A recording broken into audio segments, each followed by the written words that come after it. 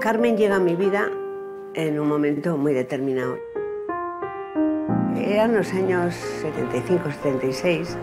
Recibí en mi casa un guión que era una versión de 5 horas con Mario, de la novela de Delibes, para teatro, y que, bueno, el formato era un monólogo.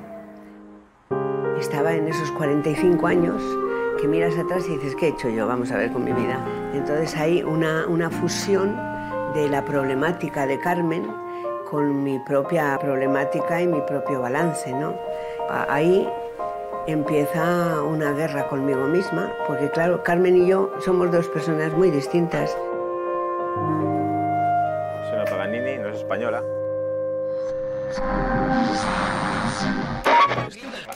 Me siento. Lola Herrera en Vivir en el aire. Se parecían a los viajeros solitarios.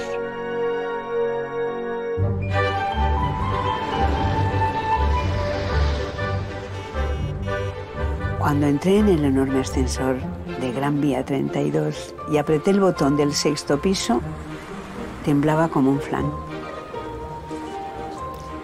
A los 15 días de llegar a la radio, Remedios de la Peña, una directora muy conocida, salió del estudio y dijo: «La de Valladolid, que pase». Me quedé muy parada, parecía enfadada. Dijo: «Vas a sustituir a Matilde Vilariño, que está enferma. Si lo haces bien, el papel es tuyo». Ese día empezaba un nuevo serial que se titulaba Segundo Piso. Por primera vez oí a través de un aparato de radio: la Sociedad Española de Radiodifusión presenta a Daniel Dicenta y Lolita Herrera en Segundo Piso. Tú dirás, Irene. Muchas gracias por haber venido, Carlos. El chico que hacía el papel de protagonista era un actor joven muy conocido. Venía de una saga importante del teatro, Los Dicenta. Qué lejos estaba de imaginar que aquel flacucho descarado, con un pronto impertinente, sería el padre de mis hijos. En un nuevo proyecto, El Campanero, me repartieron un personaje estupendo, muy dramático. Se había hecho una versión del mismo texto para representarla en el teatro. Manuel Dicenta encabezaba el reparto, uno de los mejores actores del país. Me propusieron hacer el personaje que interpretaba en la radio en el teatro. Hicieron una prueba y la pasé con éxito. Debuté en el Teatro de la Comedia de Madrid. No me lo podía creer.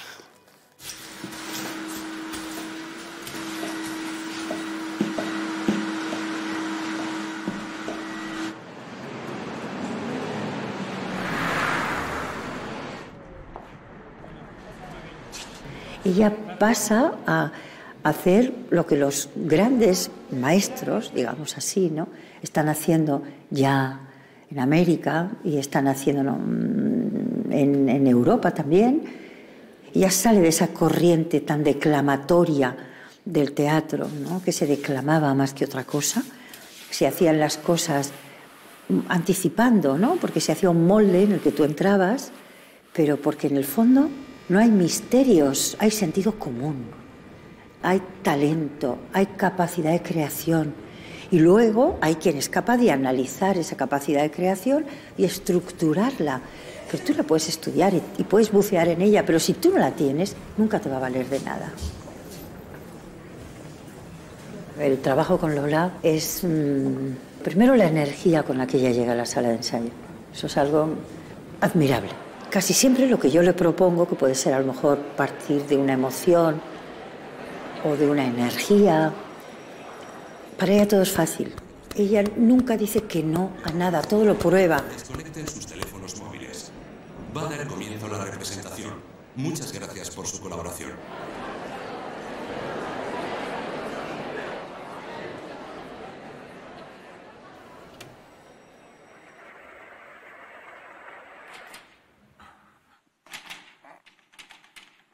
¿Quién coño anda ahí?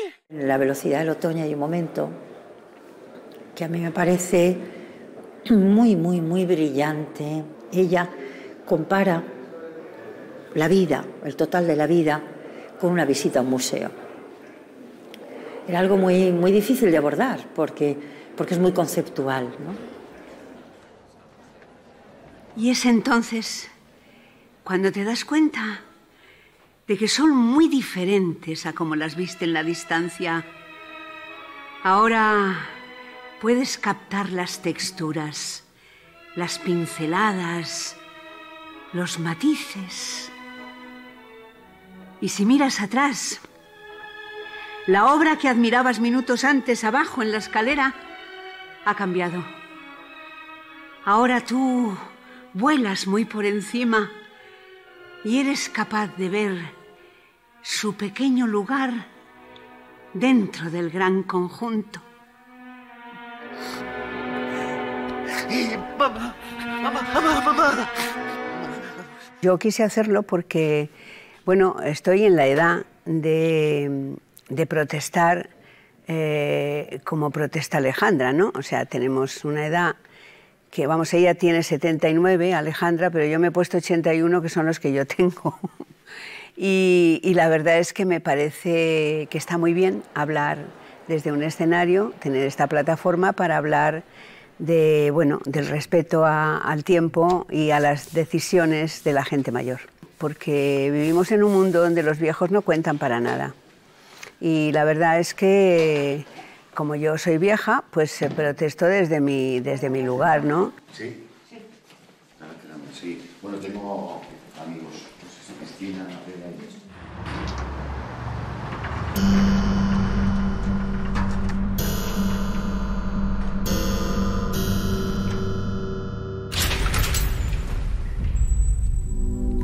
En enero de 1979 me llegó una adaptación teatral de la novela 5 horas con Mario de Miguel Delibes, un monólogo. En aquella época los monólogos eran poco habituales. El director me confesó que el texto había pasado antes por 4 actrices de primera línea y que ninguna lo había aceptado. Me pareció normal. A lo largo del camino, el 90% de mis trabajos me han llegado de rebote.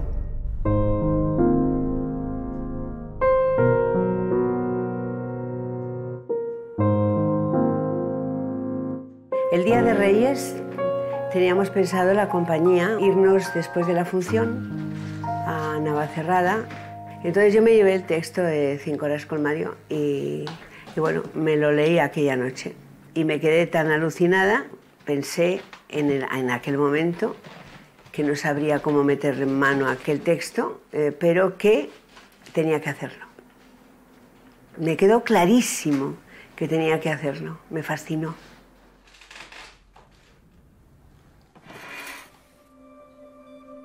Nací en la mesa de la cocina de casa, sobre una sábana blanca, tan blanca como eran las páginas de mi vida en aquel momento.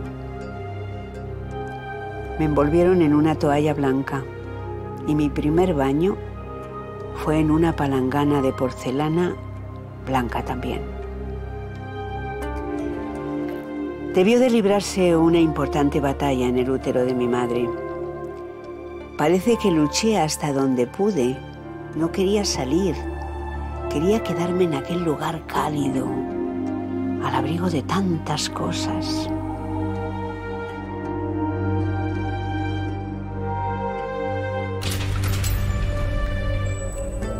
Mi padre, entre la angustia de ver a mi madre tan grave y saber que yo no era un niño, me hizo muy poco caso en los primeros momentos.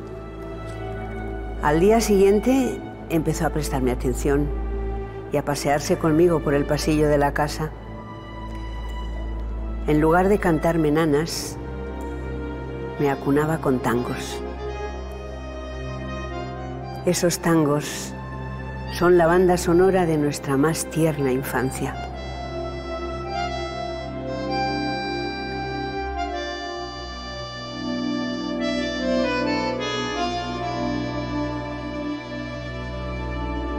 Yo empecé, había concursos de posguerra y me presentaron así entre los vecinos, mis padres, tal, porque yo cantaba cosas de Irma Vila y parece ser que la calcaba.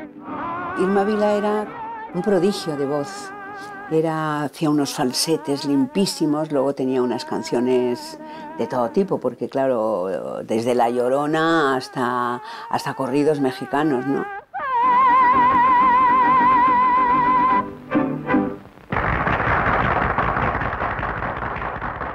Gané el premio.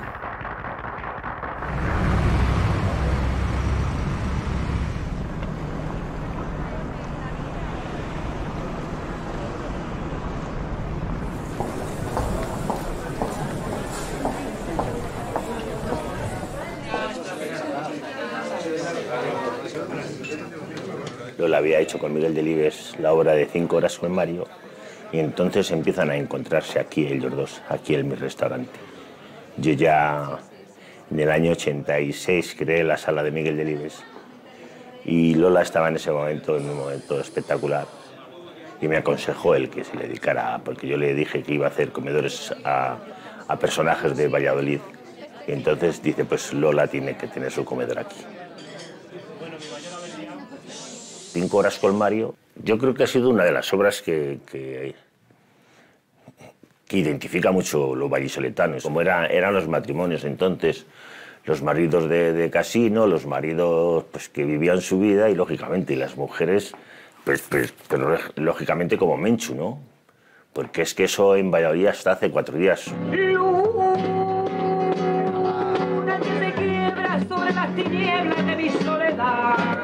Bueno, al principio me parece Menchu una mujer chocante que dice un montón de disparates todos seguidos, que culpa a todo el mundo de sus desgracias, que está muy apegada a todo lo que ha aprendido y que es muy reaccionaria con muchas cosas, o sea, todo eso es lo que está ahí, ¿no?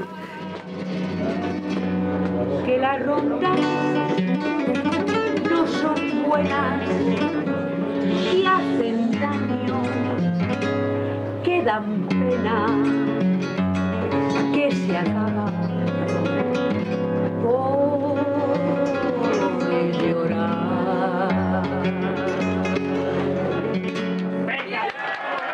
Yo como mujer, a medida que voy estudiando a Menchu, está en la construcción del personaje de Miguel, ahí hay unos vacíos, hay unos sentimientos que tienen que estar detrás de ese personaje y que no se le ponen palabras. Las palabras que se ponen son todo lo contrario de lo que yo creo que esta mujer siente. Se iba a ensayar en verano y el estreno estaba previsto para septiembre en el Escorial. En los ensayos fui descubriendo que el director era un vendedor de humo. El desencuentro en la manera de trabajar y de entender la historia fue cada vez más grande. Nunca comprendí por qué cuando Menchu hablaba de la guerra caían desde el telar 200 metros de tul negro sobre ella. O cuando confesaba a Mario su encuentro con Paco, tenía que llevar una falda con una abertura lateral que dejara un muslo visible, porque Menchu, según él, era una puta. Fue terrible. Una batalla continua. El día del estreno en el Carlos III del Escorial, me arrojé a un pozo sin fondo. Al final llegaron los aplausos, los bravos, el público en pie. Pero yo tenía muy claro que así no quería hacer más 5 horas con Mario. Pues ahí vino ya todas las conversaciones después con Miguel Delibes. Entonces él me hizo preguntas, yo le expliqué lo que había pasado y en lo que estaba en desacuerdo. Pues al final de la conversación me dijo, es que la información que yo tengo de los que han ido a ver la función en el Escorial coincide con lo que me estás diciendo. Entonces lo dejo en tus manos y busca a la persona idónea para hacerlo.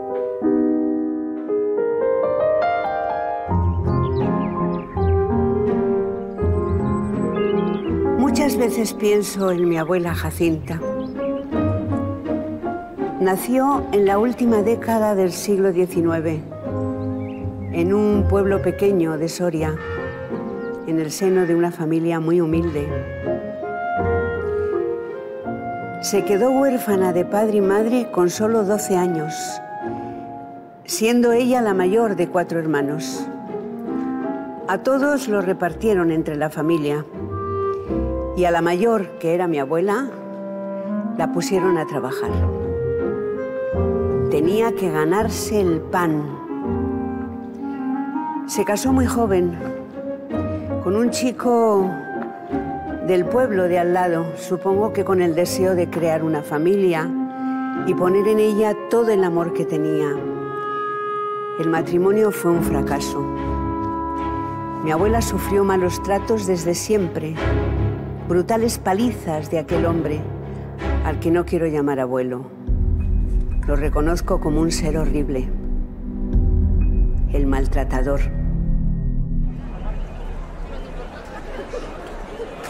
Uno de los refugios de mi abuela era el teatro. Ella y sus 3 hijas, aunque estuvieran en muy mal estado, se iban como podían, a refugiarse en otras historias y a descansar un par de horas de su realidad. Cuando empecé a trabajar en el teatro, mi abuela se alegró mucho y me repitió en muchísimas ocasiones lo importante que era mi trabajo.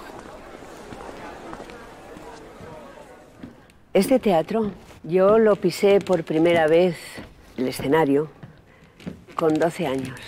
Se hizo un festejo aquí muy importante, pro campaña de Navidad, para recaudar fondos y tal, y vinieron de Madrid muchas personalidades del cine, del teatro, de todo, ¿no?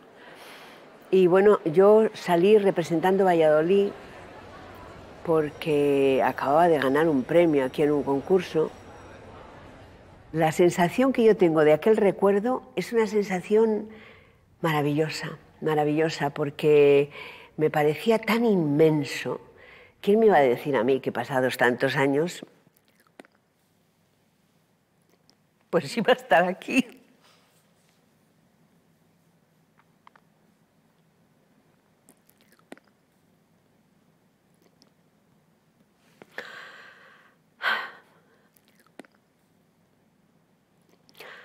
Han pasado muchos años, han pasado muchas cosas.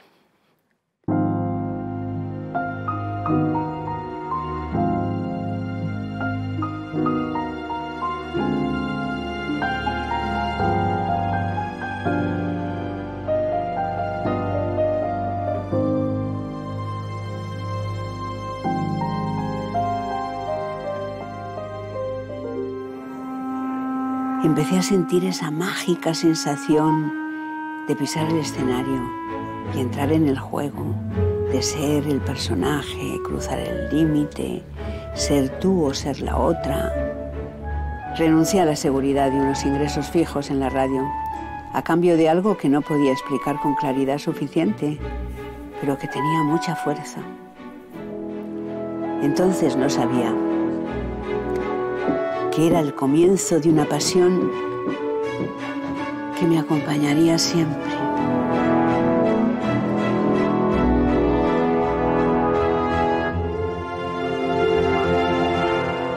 Daniel pasaba por los ensayos del Campanero con muchísima frecuencia. Empecé a ver a otro Daniel, a conocer otra parte de su personalidad. Yo notaba que le gustaba y supongo que me dejé llevar por su simpatía arrolladora. Cuando quise darme cuenta, estaba colgada. Pero colgada por completo. Nos hicimos novios. A todos nos llega el momento, ¿no? Pero no así, hijo, no así. Yo pensaba que la vejez, no sé, sería una época de reconocimiento. La suma de lo aprendido a lo largo de 3/4 de siglo. Y ahora, con 81 años, me doy cuenta de que envejecer es una caja de sorpresas. La boda se celebró en Madrid el 31 de diciembre a las 4 de la tarde en la iglesia de San Sebastián.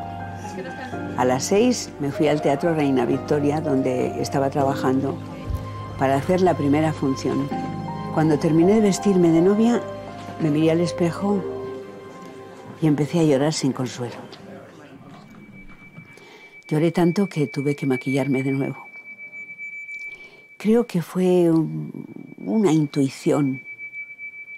Algo me advertía que estaba al borde de un precipicio, de un enorme precipicio por el que me iba a caer, rompiéndome el alma.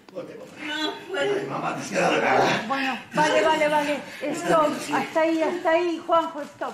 Aparece un representante en mi vida, que es Manuel Collado, que era el representante por excelencia de la gente del teatro. Me dice que con quién me gustaría trabajar y yo le digo que con Tina Gascó. Fue muy bonito porque necesitaban nada más joven y me contrataron a mí. Y estrené 3 obras con ellos y fue una etapa de mucho aprendizaje, porque Tina era una primera actriz y directora y Pepe Bódalo un primer actor y director de la compañía. Entonces nos pasamos la vida en el teatro. En aquella época hacer teatro era estar a las 3:30 de la tarde en el teatro, porque había casi siempre ensayo antes, luego estaba la función de la tarde, luego estaba la función de la noche y luego te ibas a tomar algo al Gijón o al Teide o al sitio de moda y luego a tomar una copa más trasnochadora, ¿no? O sea que fue una etapa donde estábamos todos muy jóvenes y muy sanos y bueno, con muchas ganas de vivir, ¿no? Porque era también una época muy oscura de este país. Mira, es que yo creo que es muy casual que el tiempo transcurrido fuera de escena, suficiente para que Enrique me explique todo esto, coincida exactamente con la duración de esta escena. ¿Faltan hombres en Madrid con cuya hacienda y apoyo me case sin ese ardid? Desde hace algún tiempo pienso mucho en tu infancia. Que si a vos os repugna ver en mí una madrastra, a mí no me repugna menos ver en vos un hijastro. Usted habla siempre mucho de su madre, ¿verdad? Cuando descubrí mi vocación por la danza y penetré en el teatro, creí franquear los umbrales de un templo. ¿Usted no se ha dado cuenta de lo que les hacen a los corderos? Son azules, como mi abuela era del norte. Si los corderos mordieran, ya vería usted cómo los trataban con más respeto. Que no tenemos un céntimo en el banco.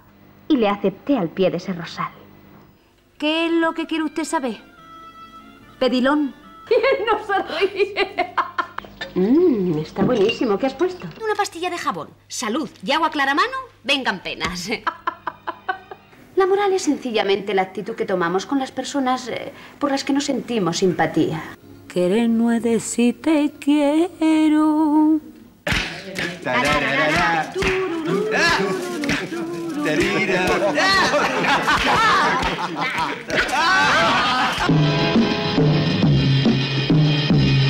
Ve usted qué bonita es.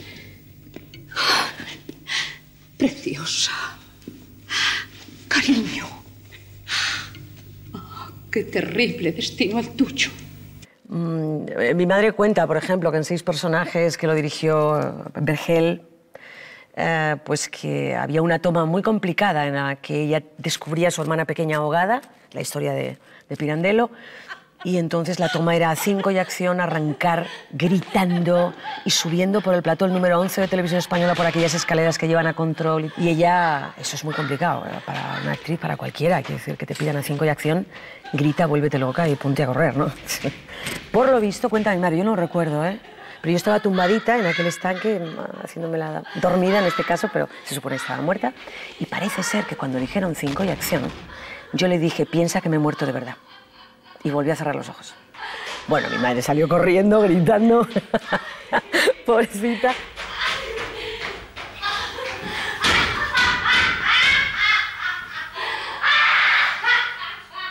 Seis personajes en busca de autor, Verano y Humo. Tú no tienes una madre que se preocupe de estas cosas. Y entre los hombres. Y luego hubo una novela, aquellas novelas que se hacían maravillosas, Selma Lagerlöf, donde también interpretaba a Selma cuando era niña, ¿no? Yo vi un día volar una estrella y tenía 2 alas. En todos los casos fue mientras no coincidiera con estudios. De manera que para mí aún era un juego.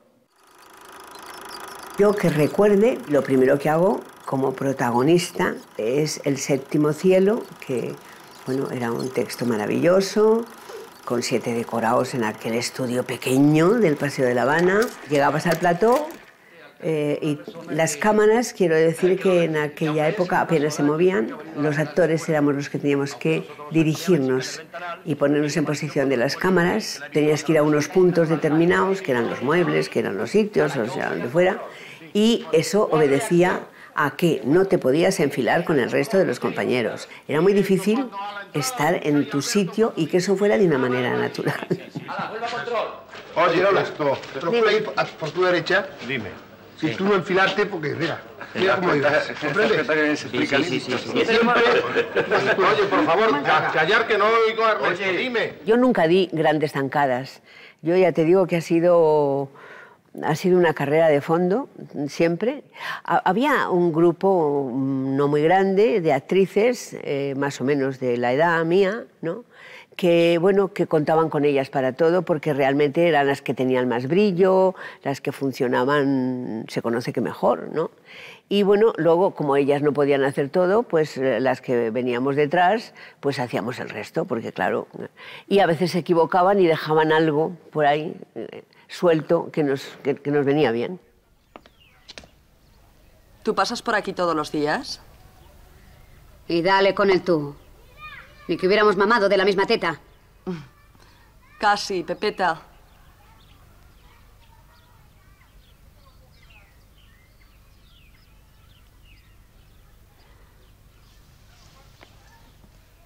Rosario. Son actores que ponen el alma y la vida en lo que hacen y van a sacarlo adelante. Y pueden pasarle...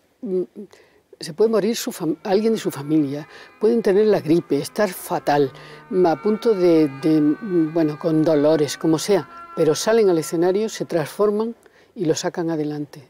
Era tarde para su costumbre, pero al abrir las contraventanas aún pensé que pudiera estar dormido. Me chocó su postura, sinceramente, porque Mario solía dormir de lado y con las piernas encogidas, que le sobraba la mitad de la cama.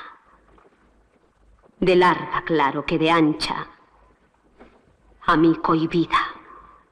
Hay un concepto del método que vino aquí con el nombre de William Layton, y ya estaba Josefina en las clases de Layton, en que ya se empieza a trabajar sobre el alma del actor, de la propia verdad del actor. Esos se ceñían en aquella época en España en que la marea de lo que llamábamos los stanislavskianos, entre los cuales yo me contaba, fuimos invadiendo de alguna manera durante esos años y movilizando un teatro de otro tipo que se iba haciendo. Pero claro, cuando luego te encuentras con gente, pues yo te voy a decir nombres que te vas a quedar muy boquiabierta, como por ejemplo Amparo Ribelles, Berta Riaza, Concha Velasco, Cristina Hoyos, Lola Herrera, ¿te das cuenta? Que ellas hacían el método 200 veces antes que apareciera por aquí el señor Layton. Es Pati. El otro día se lo vi puesto a una muchacha en el hospital y me gustó. Pruébatelo.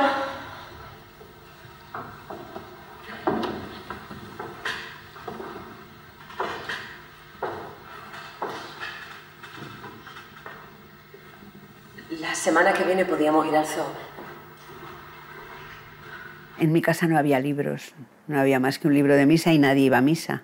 O sea, que te quiero decir que era una cosa chocante, pero no había, no. Entonces, nunca hice un bachiller, nunca... O sea... Y claro, pues todo eso es muy costoso, porque si no tienes las herramientas, te resulta muy difícil. O sea, de verdad... Abrir una lata sin abrelatas es muy duro.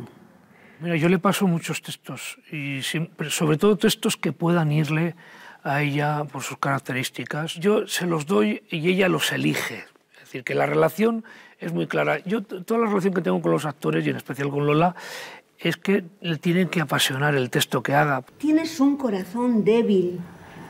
No quiero que te pase algo por hacer un trabajo estúpido. ¿Me estás escuchando? Norman, háblame, por favor. Sé adulto por una vez en tu vida y atrévete a hablarme. ¿Por qué este año es diferente? ¿Qué es lo que tienes en la cabeza? Estoy llegando a la última página, Bueno, y mientras tanto no puedes coger fresas, pescar, leer libros, hacer lo que sea. Yo cuando empiezo a escribir la película, el guión, pienso desde el primer momento en Lola Herrera, porque Lola Herrera para mí pues, ha sido mi mito, ¿no? Ha sido... Y creo que no entiendo por qué ha hecho muy poco cine, porque además tiene un maravilloso primer plano. Recuerdo que hay una secuencia muy difícil en la que en una habitación de matrimonio están las 3 generaciones tumbadas sobre la cama y de repente empiezan a cantar una nana en francés. Pero es una nana que realmente les enseñó Manuela. Pero Manuela no está en ese punto, Manuela no está en esa cama con ellas. Manuela está en la puerta observándolas sin que ellas se den cuenta. Y de repente la tristeza invade a Manuela, ¿no? Porque se da cuenta de que ha pasado algo que las ha alejado, que las ha distanciado. Es ahí en esa secuencia cuando se mira en el espejo de repente, cuando ves a través de sus ojos todo el alma de ese personaje, ¿no?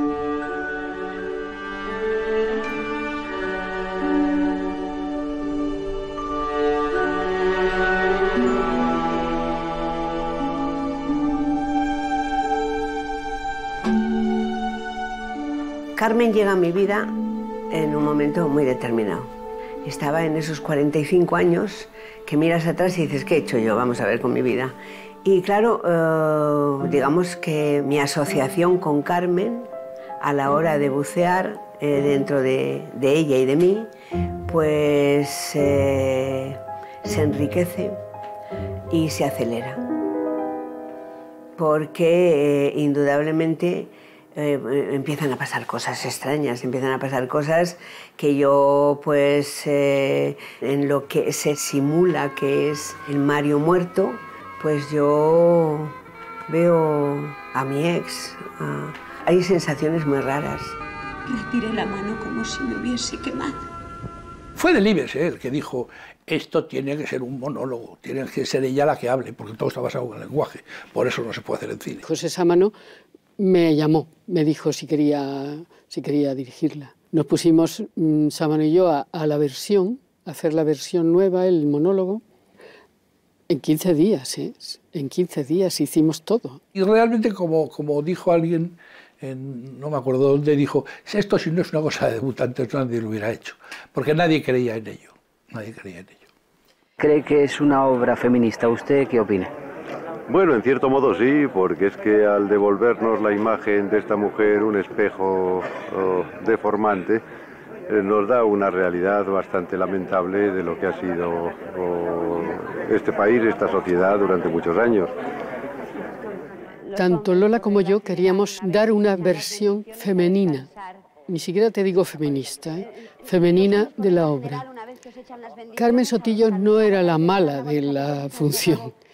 Era una víctima. O sea que en el espacio escénico de 5 horas con Mario había 2 víctimas.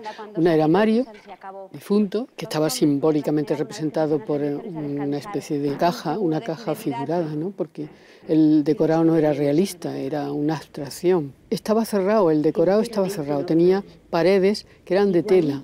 Entonces eso daba la impresión de que era un ataúd dentro de otro ataúd.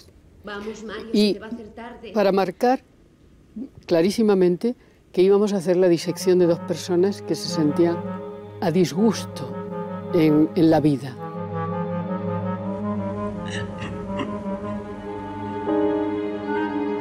Monólogo era equivalente a ladrillo, a pesadez, a cosa imposible. De pronto, pues en ensayos generales se nos dormía el empresario del local, su mujer, el que ponía las luces, que ya era una cosa, bueno, que era una cosa tremenda, ¿no? Que la gente que estaba en ello, o sea, tuvimos más moral que el Guerra. Muy pronto Daniel se despidió de Radio Madrid.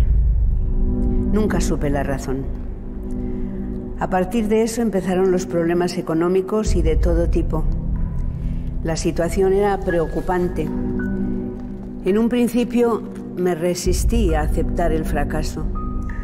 No podía entender que después de un largo y maravilloso noviazgo lleno de amor y de proyectos, nuestra relación se pudiera estropear de esa manera. Tú te has comprometido en la vida, o sea, te has comprometido con un hombre, luego te has traído hijos al mundo y resulta de que en un momento determinado pues te dejan sola y en un país donde las leyes no estaban para eso.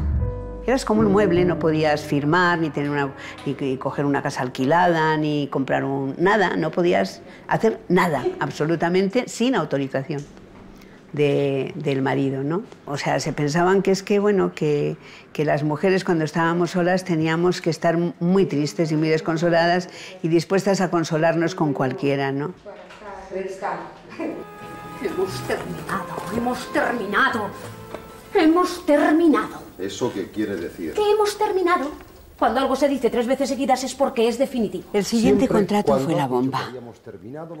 Trabajar en la compañía de Vicente Parra, el galán de cine más importante del país.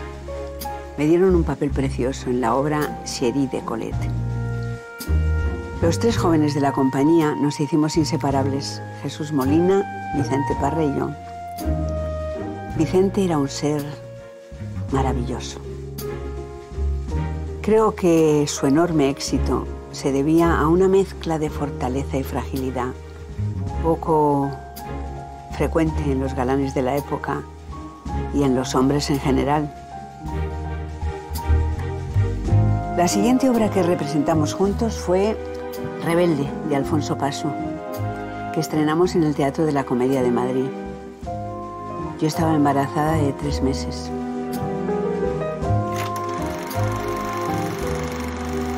La función fue un éxito. Rebelde, de Alfonso Paso, fue una cosa, un año con el cartel cruzado de 9 billetes en el Teatro de la Comedia, bueno, maravilloso. Y cuando quise darme cuenta, estaba de 8 meses. Yo normalmente me quedaba entre función y función en el teatro, porque para descansar un poco me quitaba aquella coraza que yo me ponía y tal.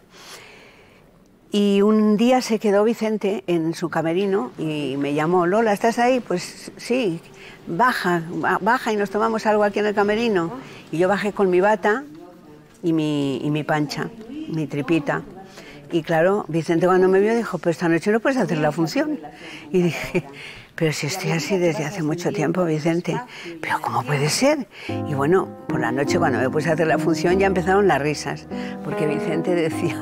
Teníamos una escena en la que teníamos una bronca muy grande, ¿no? Y yo terminaba bofeteándole y todo esto.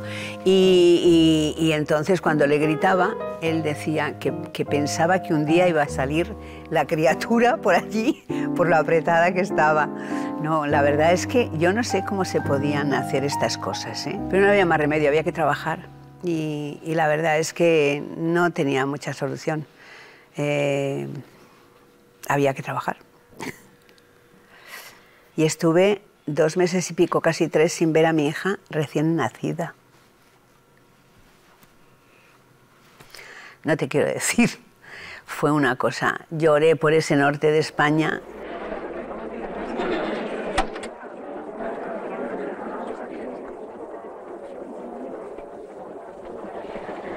¿Cómo se siente Miguel Delibes ante este debut? Bueno, estoy relativamente tranquilo porque yo tengo una confianza plena en Lola Herrera como intérprete y en Josefina Molina como directora. De manera que más que en los valores intrínsecos de la obra, confío en los que la van a llevar a la escena. Los estrenos son muy duros.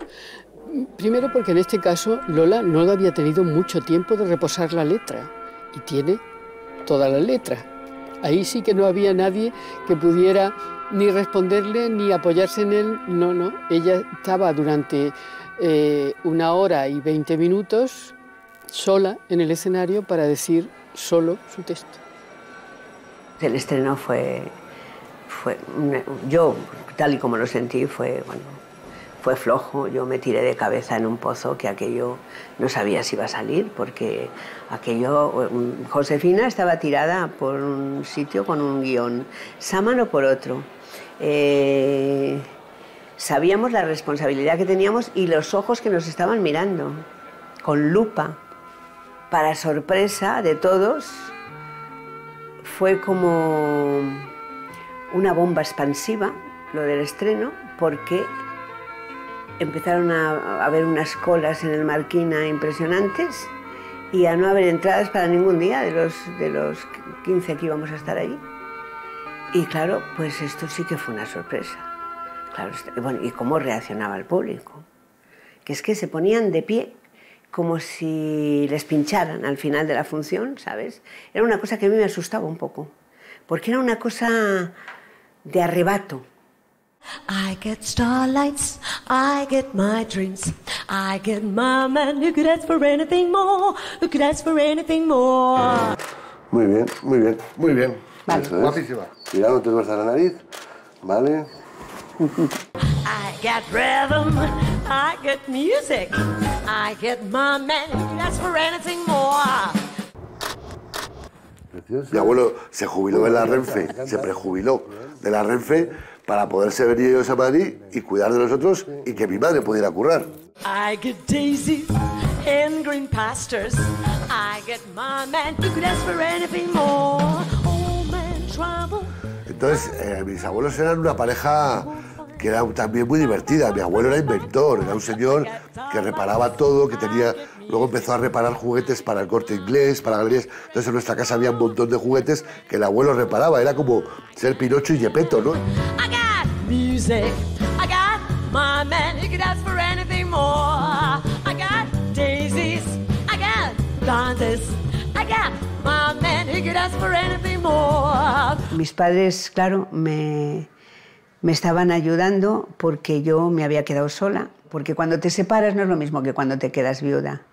Cuando hay un muerto de por medio, todo el mundo entiende mucho más las cosas, pero cuando el que se va está vivo, la gente no entiende tanto las cosas.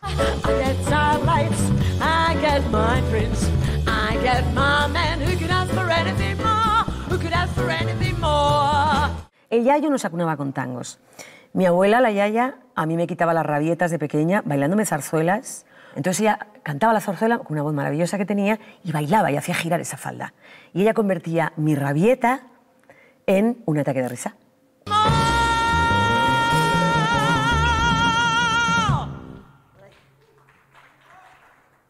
Al entrar en la música hay un poco de liberación en ese sentido, porque efectivamente no tienen con quién compararme. Todo el mundo lo decía, es que has abierto una vía artística en la que esa especie de rémora, ¿no? Que va todo el rato ahí, aquí, no hay por dónde sacarla. Y es maravilloso, es una liberación, es genial, de verdad. Es muy divertido. Muchísimas gracias por esta tarde-noche bellísima. Oh, my. Cuando llegó la tranquilidad y pude trabajar a fondo con Mencho, empecé a quererla. Dejé que fluyeran los sentimientos escondidos en sus palabras, en los silencios. Pero esta mañana estaba boca arriba, enteramente normal, igualito que dormido. Cuando le toqué en el hombro y le dije, vamos, Mario, se te va a hacer tarde. Retiré la mano como si me hubiese quemado.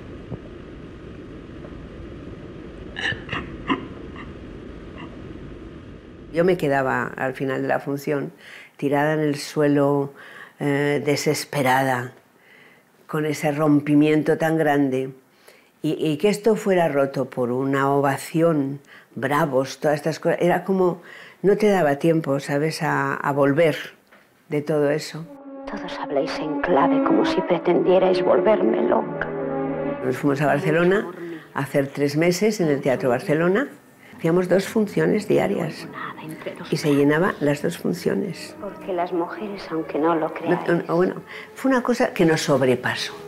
Yo caí en una depresión no consciente de que caía en ella, pero yo me fui arrinconando y escondiendo. Quería estar dentro de mí misma, ir al teatro a buscar, porque en el teatro empecé a encontrar cosas en el escenario. A través de la historia de Carmen, yo estaba encontrando cosas mías. Preguntas que no tenían respuesta en mi vida.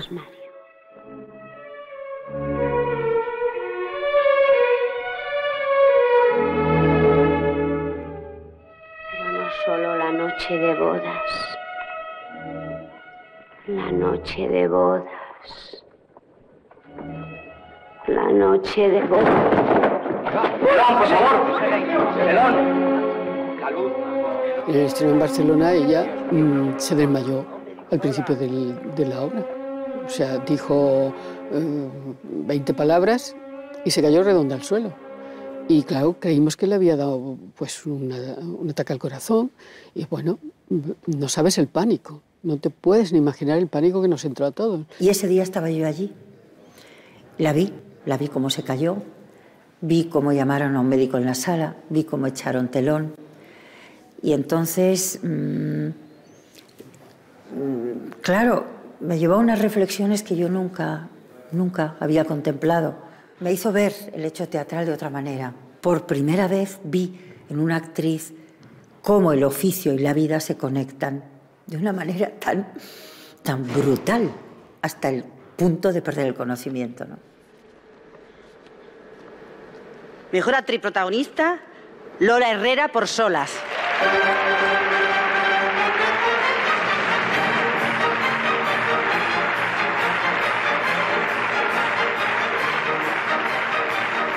Si yo no hubiera hecho Solas con Natalia Dicenta, con esa interpretación que hace, yo creo que este premio no me lo habríais dado.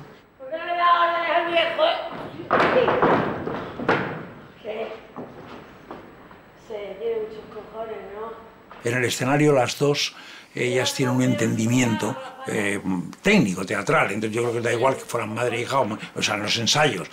Ellas trabajaban con una perfección técnica tremenda. En el caso de Natalia, que era estupendo, porque es que era la fuerza, la rabia, y Lola en lo contrario es todo lo contrario, ¿no? Aplacando, dando cariño, dando ternura, en esa Rebequita. Ya es un momento de mucha experiencia, de muchos viajes, de muchas giras, de mucho vivido también en la vida, ¿no? Mucha vida vivida. Y eso viene muy bien para afrontar personajes de ese calibre. Mujeres de hondo calado, mujeres que están viviendo la parte más precaria de esta sociedad. Partimos de muy distintos lugares, ¿no? Pero nos encontramos en uno que es común, que es vaciar la verdad. Silencio, vacío, soledad y búsqueda. Creo que de una manera inconsciente me dejé caer. A mí todo me ha costado mucho más. Porque yo he sido una mujer muy acomplejada. Habían pasado unos 15 años desde que Daniel y yo nos separamos. Hasta hace nada que he descubierto que no tengo que tener complejos, que tengo que tomar una parte activa, o sea, que tengo que decidir cuál va a ser mi vida. Yo no he hecho nada por mí. He hecho para los demás. La película era una larga conversación entre los dos. Estuvimos encerrados 2 largas horas, intentando encontrar respuestas a nuestra lejana separación. Nos reunimos a comer, los 3. Y en esa comida les dije, bueno, lo he pasado muy mal, perdonadme, he estado un poco aislada, pero es que no podía estar de otra manera. Creo que ya estoy mejor, pero me ha pasado esto y esto, y entonces les expliqué. La catarsis que estaba sufriendo en el sentido de asimilar la vida de Carmen a su propia vida. Entonces Josefina, en esa conversación, dijo a Sámano, esa es la película que quiero hacer. Sámano y yo nos miramos y dijimos, bueno, pues esta es la película. Yo quiero hacer esta película. Yo quiero hablar de mi generación y ella puede ser un catalizador de la situación. Fue un noviazgo muy bonito, Daniel. Sí, fue un noviazgo muy bonito. Pero fue sincero. Fue muy sincero. Ella tuvo una conversación con Daniel en donde ella le planteó la separación. Y allí hablaron. 15 años habían pasado sin hablar. Yo pensé exactamente, ante determinadas formas de actuación tuyas, a nivel de campo, me refiero, que esa virginidad no existía ya. Qué bonito lo que acabas de decir. O sea que Era lo que decían las mamás. Había que mostrarse como una puritana. No, cuidado, que te está yendo mucho más lejos. Como una puritana, no, por Dios, no. Estuvimos 2 horas y pico. Daniel sudando todo el tiempo, pobre, secándose con todas las toallas que había por allí, mojándose la cara y todo. Y yo helada de frío, con una bata de terciopelo y helada de frío completamente. Y yo salí, cuando terminó aquello, estaba como si hubiera salido de una nevera. No sé a qué infiernos bajé, que no sé lo que me pasó, pero y luego no tenía una conciencia clara de lo que habíamos hablado. No sabía, es como si me hubiera pasado un tren por encima. A medida que Lola fue aprovechando la ocasión para decir a Daniel con testigos lo que no se había atrevido a decirle sin testigos, fueron ocurriendo cosas porque se estableció la comunicación entre los dos. Lo único que pasa es que llegó un momento en que la conversación se hizo tan agobiante y yo fui incapaz de que sufrieran más, porque entraban ya en un terreno de sufrimiento que a mí no me gustaba. Y entonces, bueno, pues yo corté. Sábano me dijo, sí, hemos cortado, tenemos material para hacer esto. Y yo le dije, sí, creo que sí.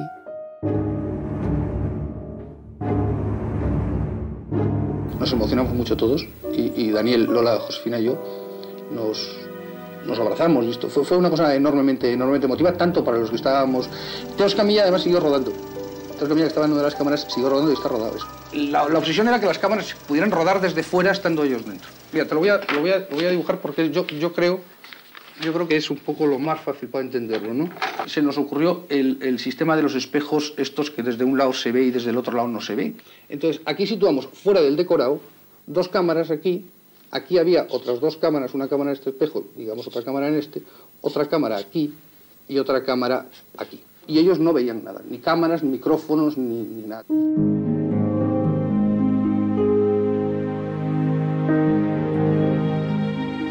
Porque yo pensé que ese encuentro podía ser bueno para los dos, porque era poner las cosas en su sitio.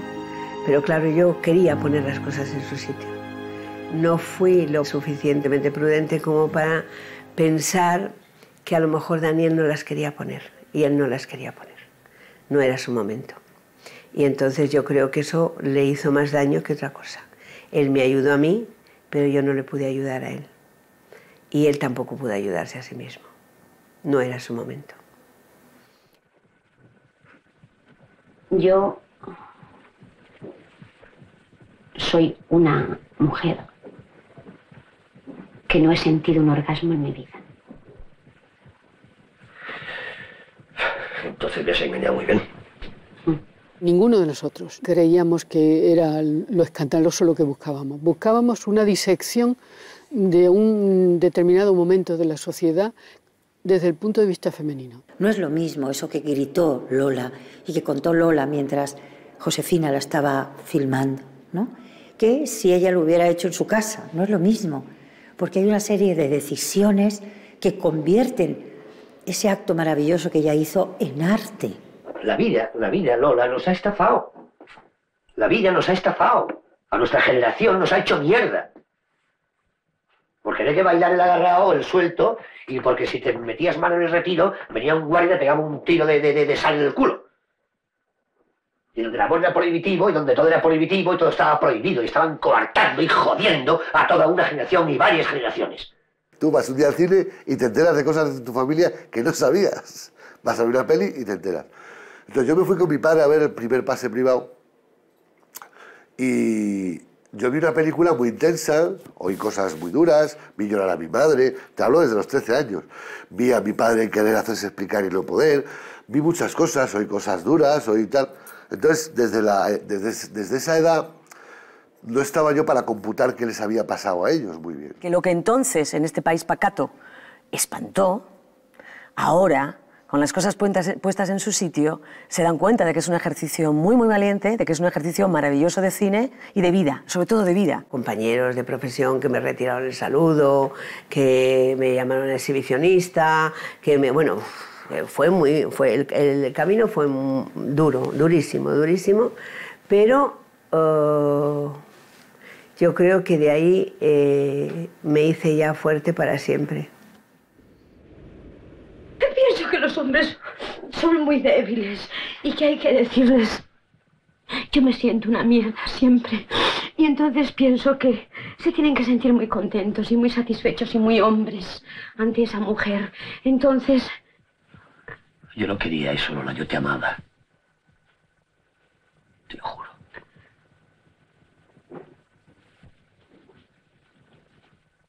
O sea, me creó una fortaleza dentro de mí y una independencia y un ser yo por encima de todo.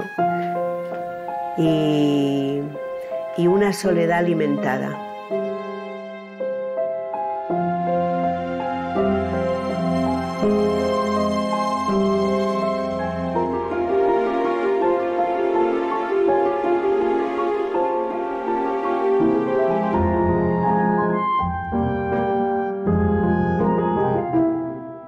He elegido una profesión que me ha dado mucha vida. Me ha dado mucha vida. Vivir en el aire tiene su aliciente.